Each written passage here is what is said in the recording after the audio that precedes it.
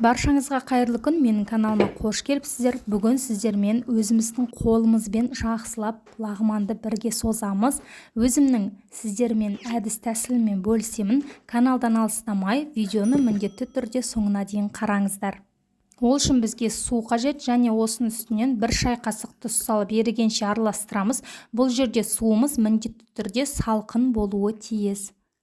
Енді електен өткізіп дайындап қойған ұнымыздың үстіне осы тұзды суымызды біртіндеп құя отыра қамырымызды иілейміз.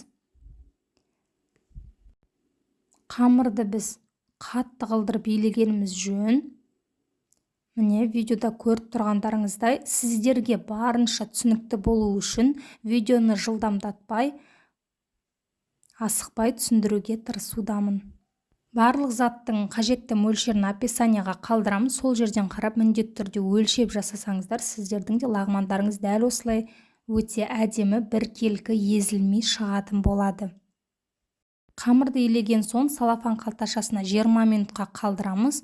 20 минут уақыт өткен соң қамырымызды июі қану үшін тағы бір басамыз. Жалпы қамырыңыздың қатты болып шығуы ұнның тығыздығына да байланысты. Міндетті түрде жоғары сұрыпты ұнды пайдаланыңыздар. Қамырымыз демалып тұрғанда подливін дайындай берсеңіз болады. Енді қамырымызды салафаннан алып шығып, осылай күлшелейміз, және оңай жайылуы үшін ұн сеппей, ешқандай да осылай оқтаудың көмегімен сәл үлкейтіп аламыз. Біздің қамырымыз үстелге жабысуы мүмкін, ол ештеңе етпейді. Ендігі кезекте біз қамырымызды дәл видеодағыдай созуға өзімізге ыңғайлы болуы үшін осылай жіңішкелікте барлығын кесіп шығамыз. Енді осы кескен қамырларымызды шет-шетінен бір-бірден ала отыра, осындай кішкене кесеге май құйып алып, сұйық маймен майлап, дәл видеода көріп тұрғаныңыздай қолымызбен шиыршықтаймыз.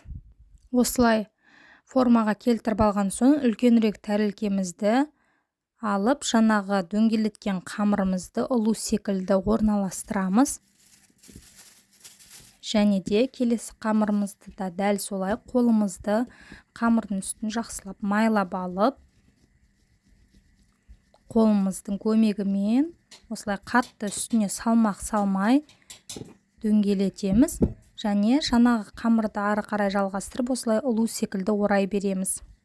Жалпы осы лағманның қамырын созғанда астына міндетті түрде ағаш тақтайша немесе мен секілді силиконды коврик төсесеңіздер өте ыңғайлы.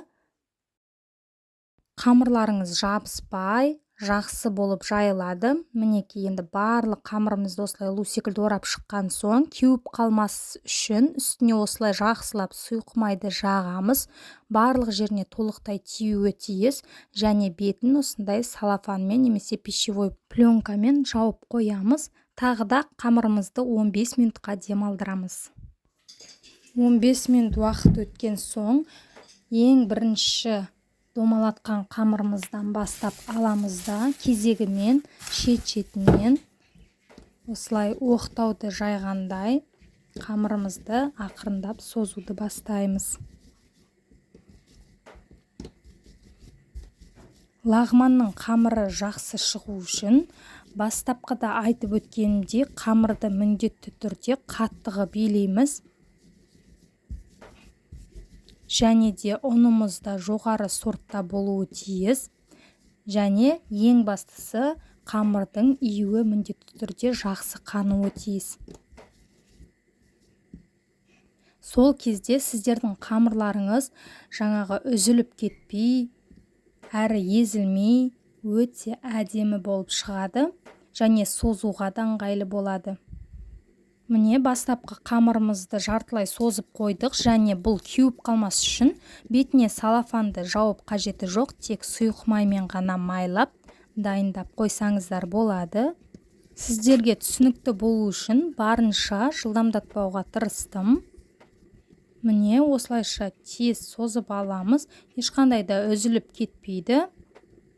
Тағы да үстін сұйық маймен майлап, осылай қамырларымызды екінші этапта созып аламыз. Мінекей, үшінші этабымызда Біз осы жартылай созылған қалынырақ қамырымызды енді барынша жіңішке етіп лағманымызды дайындаймыз. Видеода көріп тұрғандарыңыздай қамыр өте оңай әрі тез созылуда және жіп-жіңішке болып шығады. Соңына дейін міндетті түрде қараңыздар.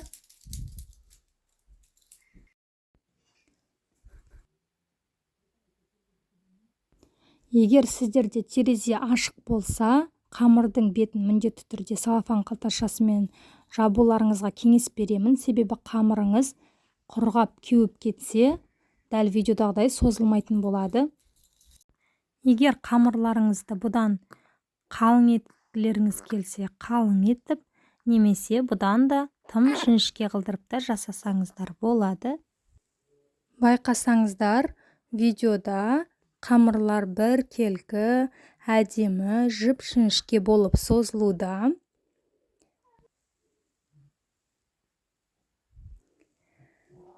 Мінекей, енді ең соңғы этап. Енді жаңағы біздің жіңішкерткен қамырымызды одан сайын жіңішке етіп созамыз. Міне, видеода көріп тұрғандарыңыздай, екі қолдың ұшымен ғана қамырымызды қатты тартпаймыз. Осылай сәл домалата отыра қамырымызды соңына дейін созып шығамыз. Міне, өте жеңіл әрі өте оңай созылуда және ешқандай да үзіліп кетпейді. Қорықпасаңыздар болады. Видеода менде кішкене шетіне шығып қатты көрінбей қалыпты, бірақ түсінікті деп ойлаймын. Осылай екі қолдың ұшымен ғана қамырымызды соңына дейін созамыз.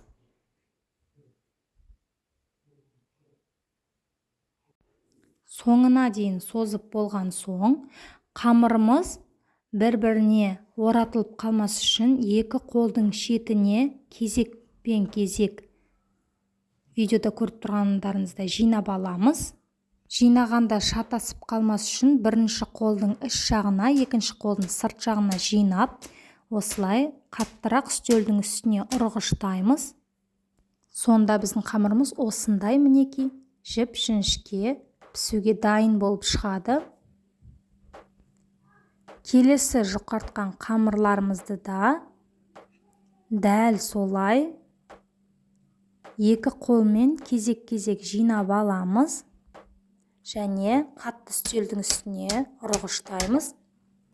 Міне, бұл қамырымыз да дайын болды. Жіп-жіңішке әдемі болып шыға келді. Барлық қамырларымызды жайып болған соң, қайнап тұрған ыстық суымызға қамырымызды саламыз және судың үстіне міндетті түрде тұз салуды ұмытпаңыз. Суға тұз салынған. Қамырды салып болған соң, шет-шетінен осылай әр қамырды арасын ашып, шанышқының немесе ағаш шпажканың көмегімен арасын ашып бұлғап тұрамыз. Және де бір бұрқ етіп қайнаған соң 5-6 минут ішінде қамырымыз пісіп шығады. Одан артық ұстамаңыздар, себебі езіліп кетуі мүмкін. Мінекей, осымен біздің қамырымыз дайын. Жабысып қалмас үшін үстінен сәл сұйық май қосып, араластырып жіберсеңіздер болады. Назарларыңызға көп рахмет. Каналыма тіркелуді ұмытпаңыздар. Сіздермен бірге болған Мөлдір.